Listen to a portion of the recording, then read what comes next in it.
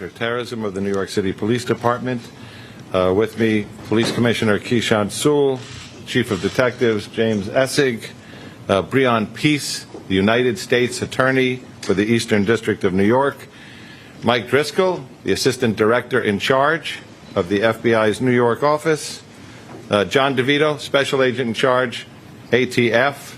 These are the partners who have been working with us from the first moment of this incident, and we have important information to transmit today. First, we'd like to go to the mayor, live from Gracie Mansion.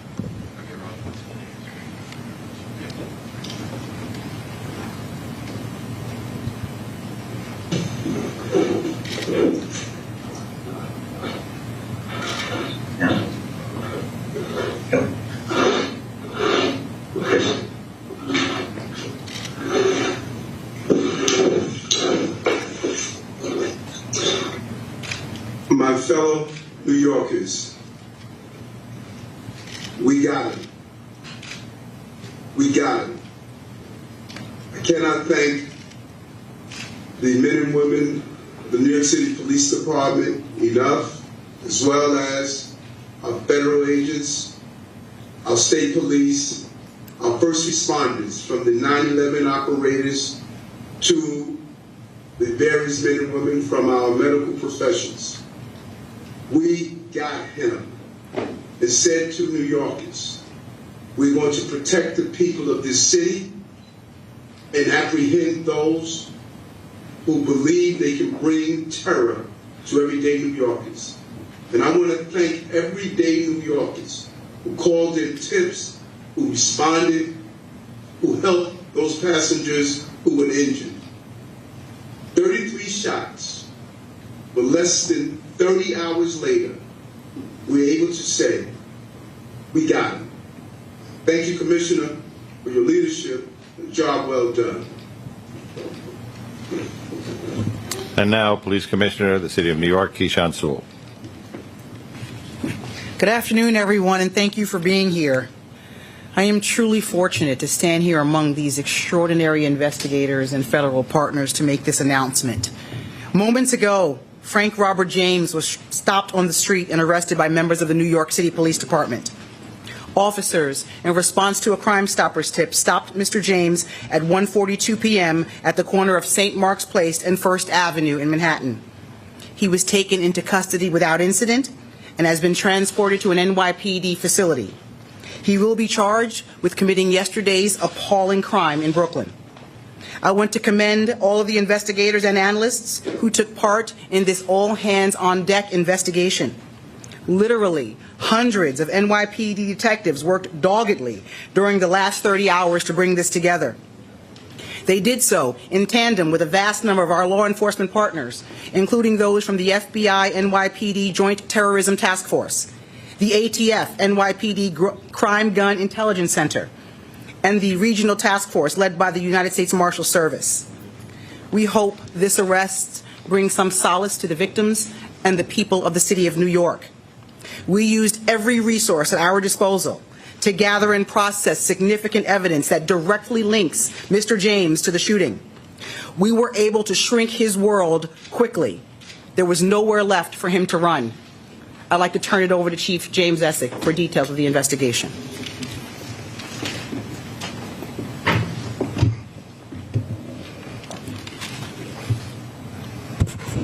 Good afternoon, everybody. I'd like to update the public on yesterday's incident on the subway in Brooklyn on a Manhattan-bound N train. Through the course of this investigation, we developed additional information and evidence.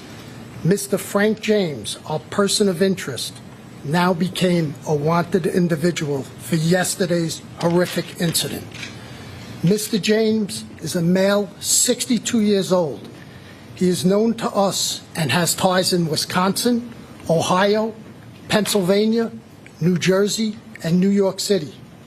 His arrest history in New York is 9 prior arrests, dating from 1992 to 1998. Those include possession of burglary tools 4 times, criminal sex act, theft of service 2 times. He was arrested on a New Jersey warrant. He also has a criminal tampering. He has 3 arrests in New Jersey, 1991, 1992, and 2007. They are for trespass, larceny, and disorderly conduct. So yesterday, we recovered video of him prior to the incident entering the Kings Highway subway station. He has the same black cart that he has later recovered on the crime scene. The pictures are to my right over here. This We'll make these available electronically after this. This station is 3 blocks from where we recovered the U-Haul truck that he rented in Philadelphia. The key to that truck was recovered at the crime scene. This jacket, the distinctive orange jacket, was also recovered, as well as his construction helmet he was wearing, and we recovered that in a garbage bin in transit. We believe, but this is still early in the investigation, that after firing his weapon 33 times at innocent New York City subway riders, Mr. James boarded an R train that had pulled into the station, went 1 stop up, and exited at 25th Street Station.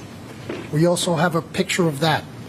The gun used in this, a 9mm Glock, which was recovered at this crime scene, was purchased by Mr. James in 2011 in Ohio. We tracked Mr. James, and his last known whereabouts was 7th Avenue and 9th Street in Park Slope, entering the subway. Minutes ago, thankfully, NYPD patrol officers from the 9th Precinct responded to St. Mark's and 1st Avenue, where they apprehended him without incident. This case was quickly solved using technology, video canvassing, and then getting that information out to the public. So I can't speak highly enough of the partners we had, the FBI, Mike Driscoll, ATF, John DeVito, U.S. District Attorney from Easton, Breon Peace, and the coordination within the Detective Bureau, Tommy Galati from Intel, our Transit Bureau, our Patrol Services Bureau. Phenomenal job, less than 30 hours later to arrest this individual. So with that, I'd like to turn it over to Breon Peace.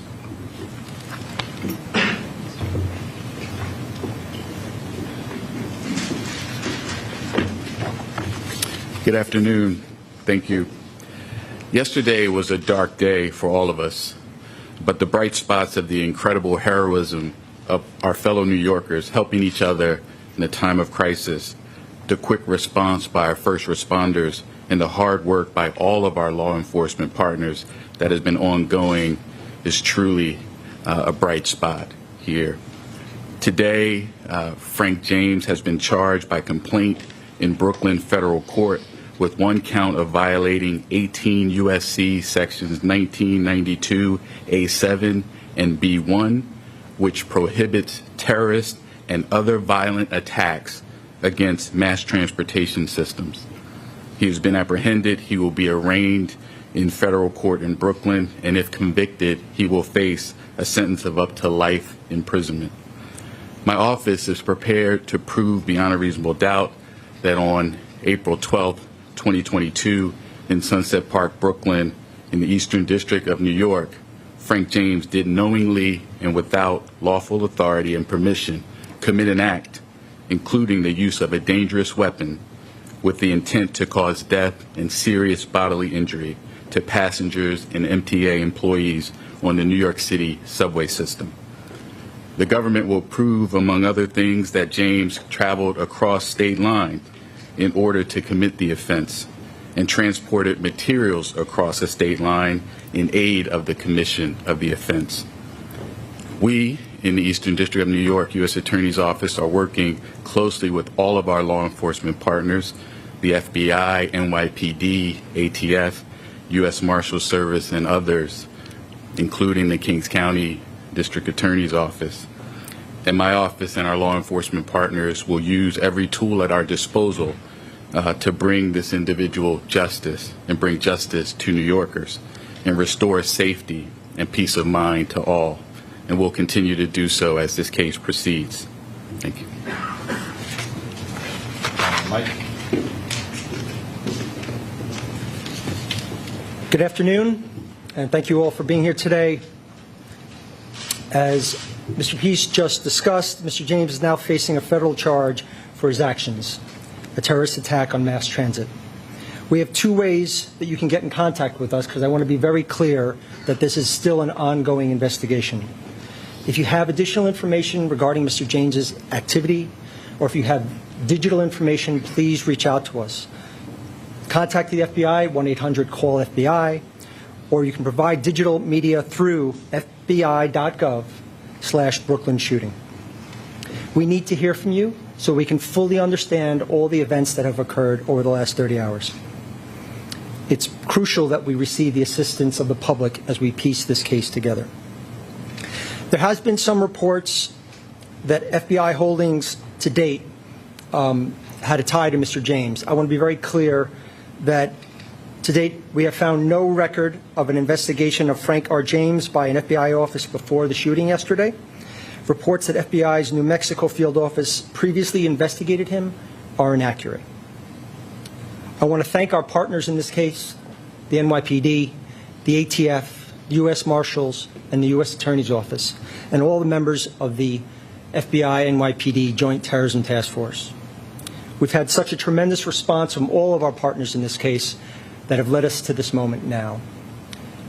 I also want to take a quick moment to highlight the work of the JTTF. I'm fortunate I get to work with them every day.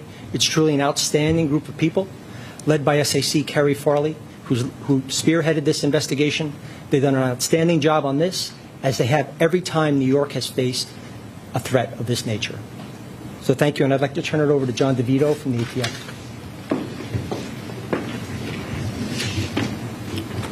Good afternoon, everyone. Again, my name is John DeVito. I'm Special Agent in Charge for ATF here in New York State. One of the key points that A. Dick Driscoll pointed out was that we could not have done this without the public's help. First, let me say our thoughts and prayers and actions for the past 2 days have been with the victims as well as all New Yorkers. The men and women of ATF have been working side by side with NYPD, FDNY, Marshals, FBI to solve this heinous crime, which we have. Immediately after the attack, New York City Crime Gun Intelligence Center, or CJIC, which is a unit comprised of highly skilled analysts, investigators from ATF, NYPD, as well as a myriad of other vital partners, whose sole purpose is to collect, analyze, and disseminate actionable intelligence regarding gun violence. Just imagine a team of dedicated professionals exploiting every nugget of intel from gun violence, the firearms, and then weaponizing that information to use it against the people that are terrorizing our communities. That's your CJIC. The timeline on this gun's life spans 16 years and 5 states. And I'm very proud to say that late yesterday evening, about 12 hours after this attack, ATF agents were able to close the loop on that extensive time span and determined that Frank James purchased said firearm from a federal firearms licensee in Ohio in 2011.